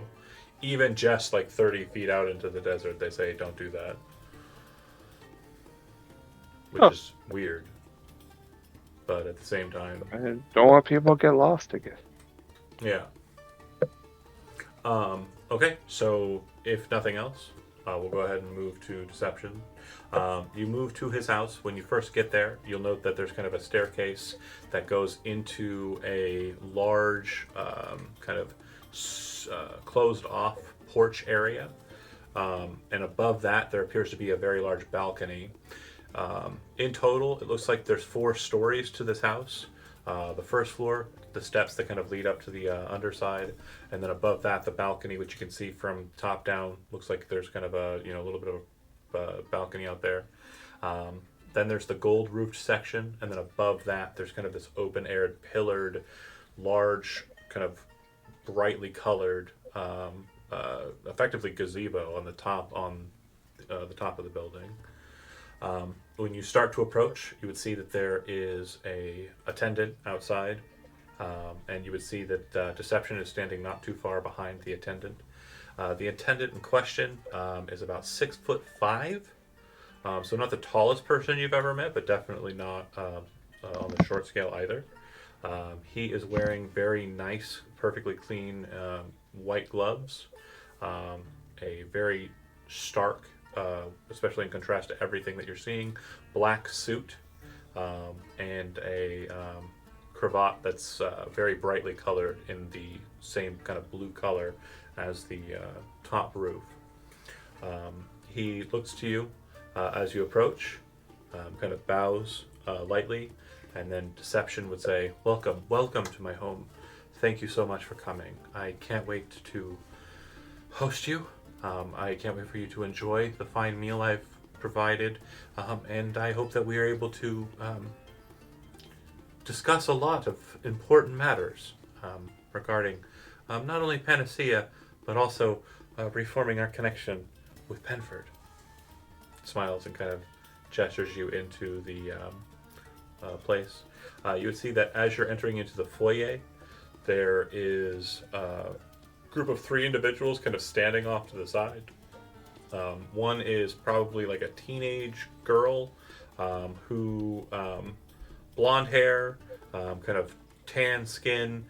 You can see what look like small little bumps on her forehead, which are kind of telltale of like a tiefling, since tieflings are kind of plain touched.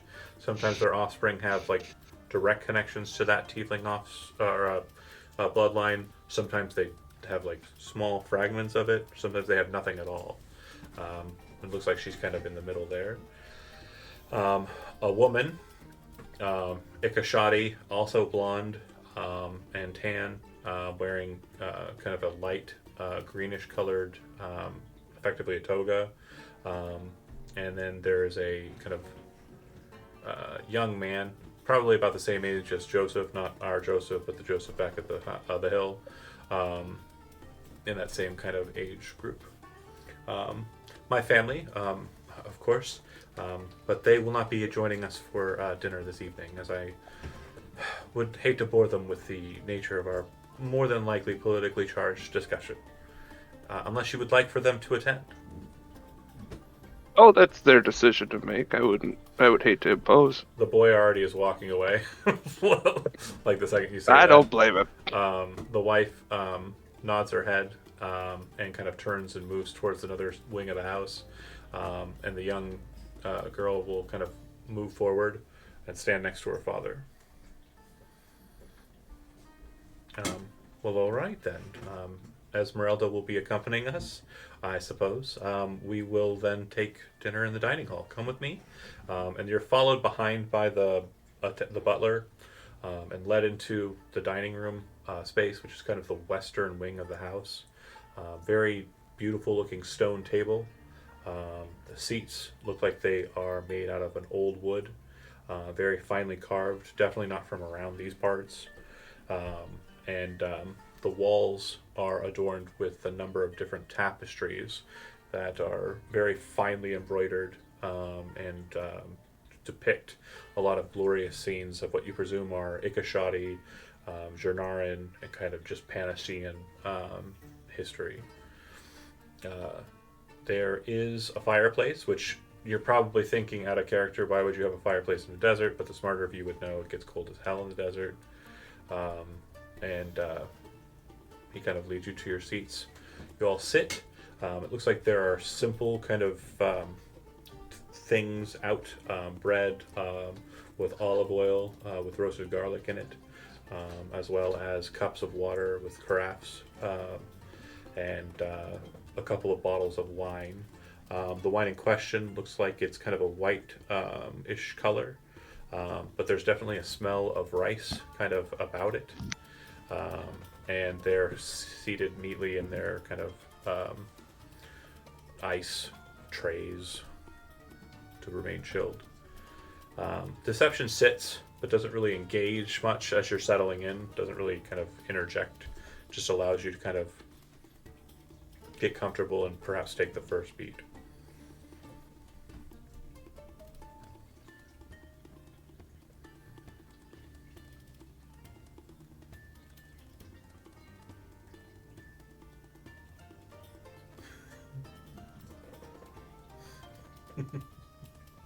So he's just waiting for us. Yeah, he sits and kind of takes a seat at the head of the table. Next to him would be his daughter Esmeralda, and he's just kind of, going through the initial portions of what's been put on offer, pouring himself a glass of water, setting a couple pieces of chunks of bread onto his plate with a little bit of olive oil. But he's definitely kind of looking up at the table and watching you and paying attention to you. But it looks like it's more of a I'm receptive. I'm waiting for you to kind of engage with me for whatever reason. Okay. So, Deception, forgive me, what is it you do here in Panacea? I'm a courtier. I specifically work in the politics of the town and make sure to keep us well connected with the outside world as best I can. As of right now, one of my main charges is the guests I have down the road from here, staying with an associate of mine. You may have seen their wonderful flying ship. Oh yes, the beetle-shaped one. Oh, no.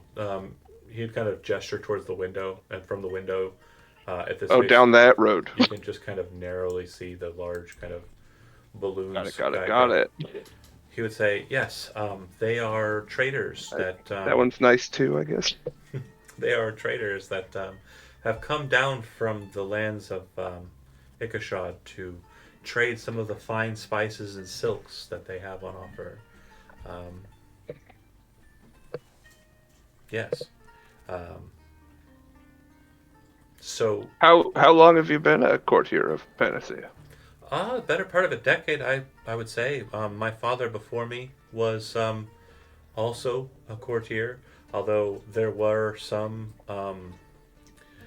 issues regarding my birth. A lot of panic regarding a plane touched arising. But I've learned a lot from your friends of yours, I presume, people associated with your community who have informed me and a lot of the individuals in Panacea that though tieflings are a rare occurrence here, in fact, I believe I am the first representation of my kind in the culture, we are not uncommon throughout humanity. They are something that springs up. It's just a nature of the chaotic nature of humanity as a whole. Jin just this is out of character. Jin just happened. Well, tiefling just happened, yeah. I thought he was a Jin. Well, no, he's Genasi. Sorry, I apologize. You got it right. He's a Ganassi. Okay. My brain did it dumb. I don't know why I thought he was a tiefling in my head. I need to check my notes before I start talking. Yes. Take your time. The things I said all work for a Genasi. Right. My brain But is it's dumb. Genasi and not Tiefling. tiefling. Right. Got it. And instead of bumps on her head, she would have kind of had like a slight scalish kind of tone to her hair Got it. and brow.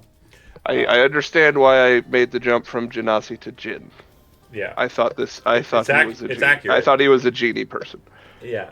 Well, So sorry, everybody. technically it's plain touch, but touch. I didn't want to come to this gym. My brain is dumb. Why did I think he was a tiefling? Who's a tiefling? I thought he was a genie. Oh, right, the fucking Burge is a tiefling. I've still got the big horns on my head. That's what. Anyway, it is. we're having a lovely meal, and he's telling me about. So Genasi just happened in humanity then? Yeah, any plane touched. It's not. Huh. So plane touch can breed other plane touch. That's absolutely fine. It's more common for you and like a Genasi to sire a Genasi than it would be for just you and like another human woman. Or yeah, you're a plasmoid in character, but I mean Zach. If you were in D&D world, right? But they are more common in places that are closely associated with the Outer element planes? or like alignment or like connectivity that is Okay. kind of associated with that plane touched nature. Okay. I just need to wrap my head around that. Yeah. Okay, so get in the right headspace. He is not a genie. He is a He Ganache. is mostly a normal guy. Yeah. Just kind of rock-like. Got it. Earlier you mentioned wanting to reestablish connections with, I assumed the conglomerate? Absolutely, yes. Ever since the teleportation circle has been broken, it has been very hard for folks like the merchants, the craftsfolk, and other courtiers such as Shen, who, again, you've treated with already, to be able to connect with them directly. Shen has measures to move himself magically to Penford, but there's no means for him to return, which leaves him stranded outside of Panacea if he were to go, which does no one any good here. And so the the court has bound him from going to Penford at this time. There are other measures that we've been actively trying to connect with. You had mentioned the beetle-like ship outside of the guild. They have built it from information that they were able to acquire from the goblins of Flat Flap last they were around these parts. Your own guild built that ship. Indeed. It is serviceable, but unfortunately it does not reach high altitudes. It's unfortunate. From what I understand, the guild was very keen on making sure that the vehicle did not require any respite or any time down, and due to that, it is not very powerful or potent, and it doesn't ascend more than 100 feet in the air.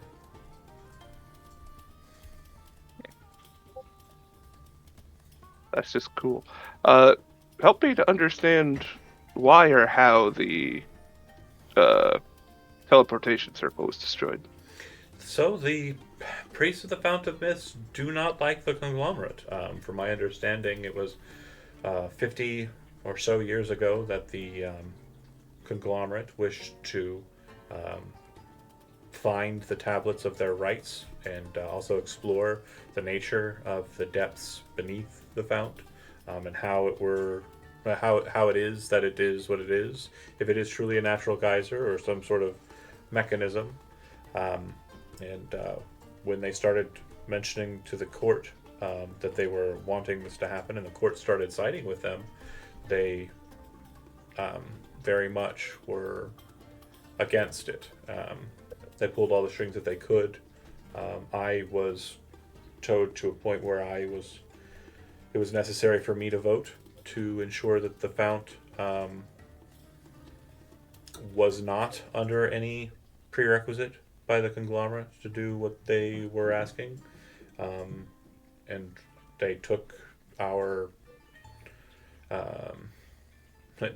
vote regarding the conglomerate to mean that they could do what they wanted with the conglomerate and their things here. They ousted them from a couple of locations on the hill, and they came into the town square and broke apart their symbol and ousted them from their older establishment, which I believe is now owned by a dwarvish proprietor. Mug something. Yes, Anton Mugpounder. That's right. Silas, are you paying attention? We might have an in for you. I'm of a mind that he is a very capable individual, and since he is one who supports me in the court, I am very much focused on making sure whatever he needs is something that I am able to kind of put forward to the court. Well, his kitchen seems to be lacking. Well, We could make that better. from what I understand, when he first established the location, he did have grandiose ideas on cuisine. But unfortunately, the nature of dwarven cuisine, it does require a solid connection with the outside world, as there isn't much in the way of livestock available here.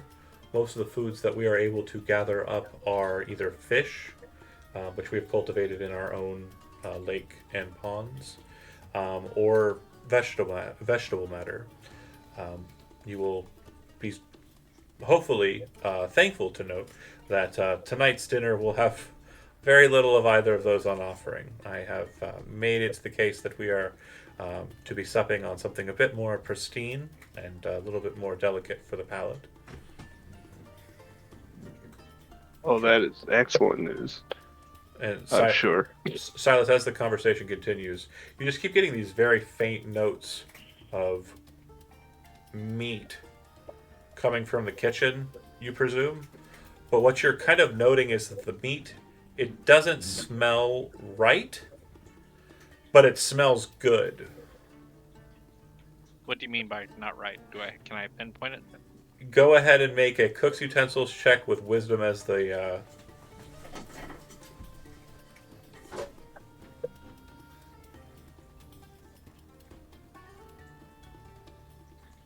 Trying to find a good hole. no worries.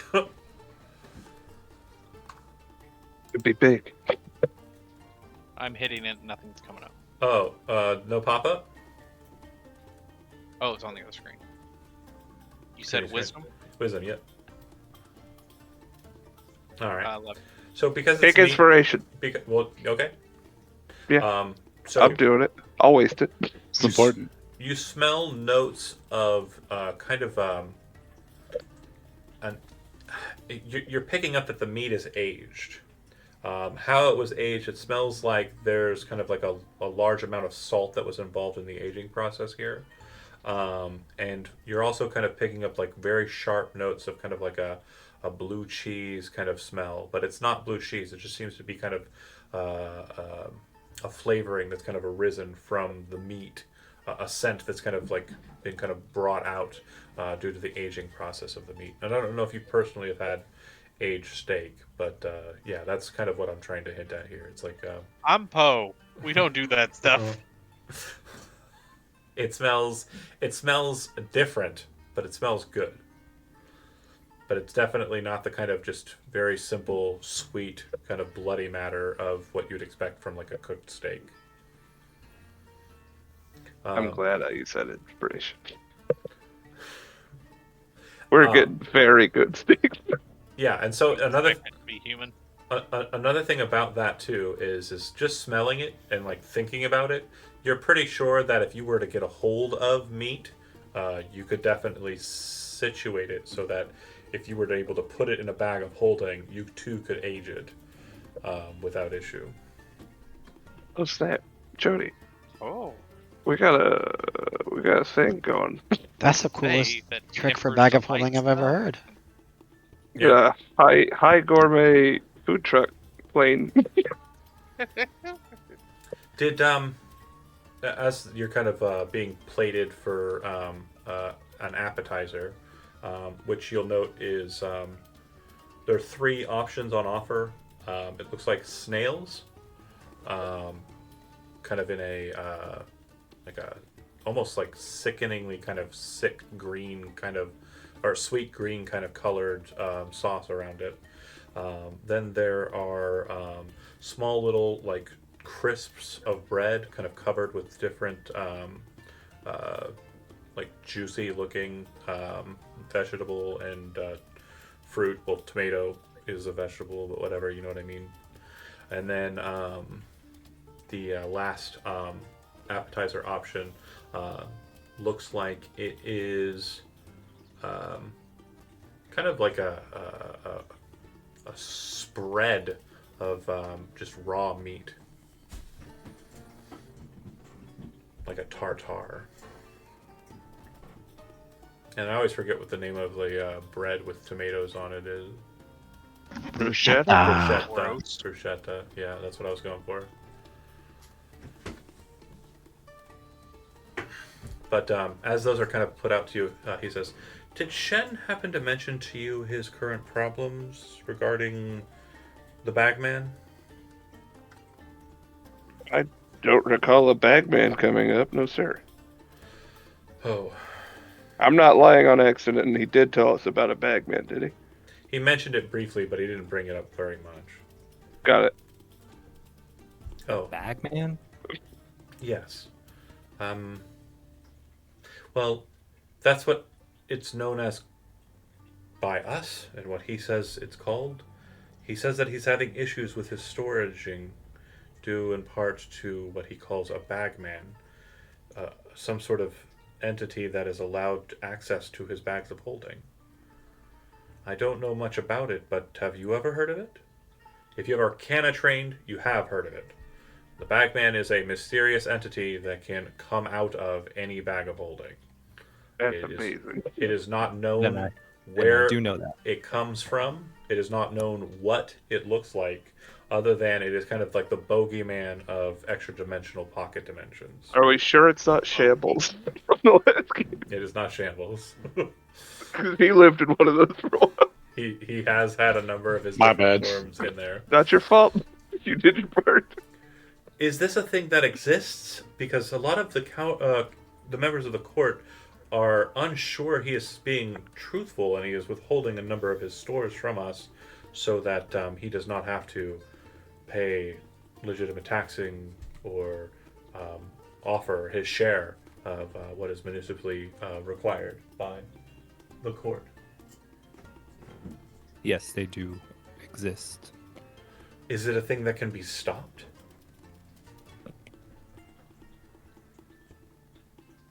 Maybe. Or investigated even? I would like there to be proof. Shen's word of it is, well, to say the least. Not You find it suspect.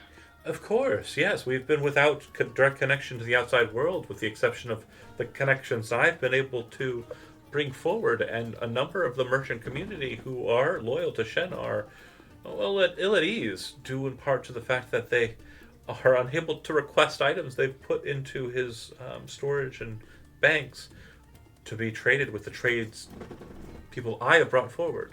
Some are of a mind that perhaps he's using this perhaps legitimate and real circumstance that may or may not be plaguing him to get away without having to give people their due. Real quick, who has our bag of holding? Yo.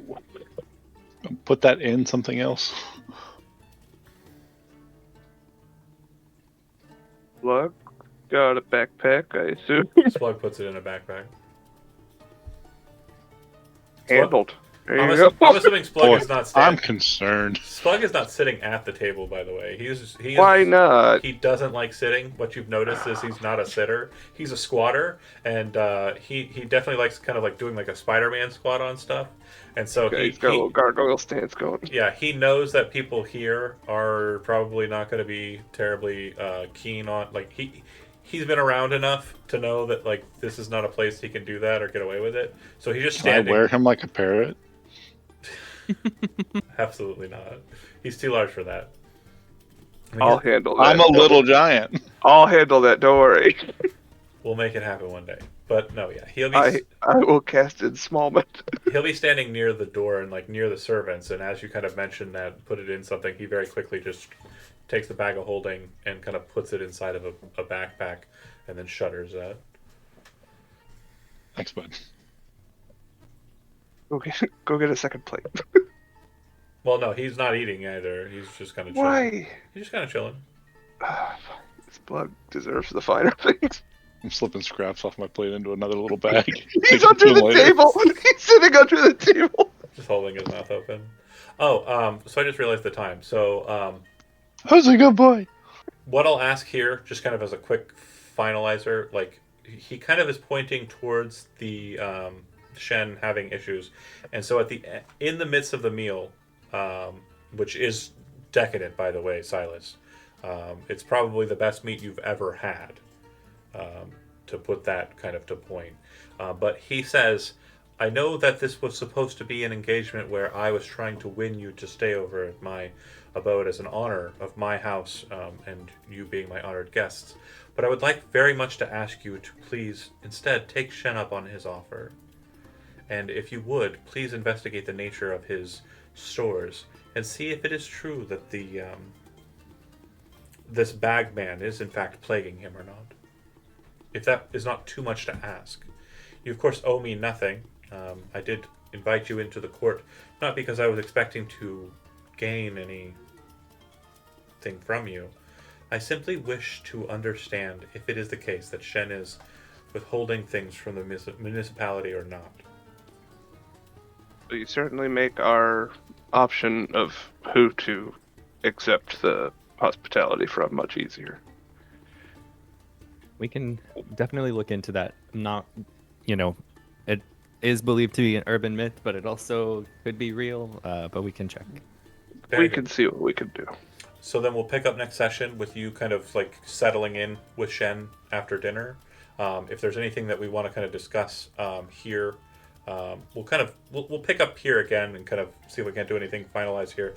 Probably not too much, and then we'll move into the Shen house and Well, such. We'll do dessert though. Like Oh yeah, get Splug a froyo. we'll do that next time. We'll also explain that after a meal has been done, Splug will basically be going to the kitchens and just taking his fill with the staff.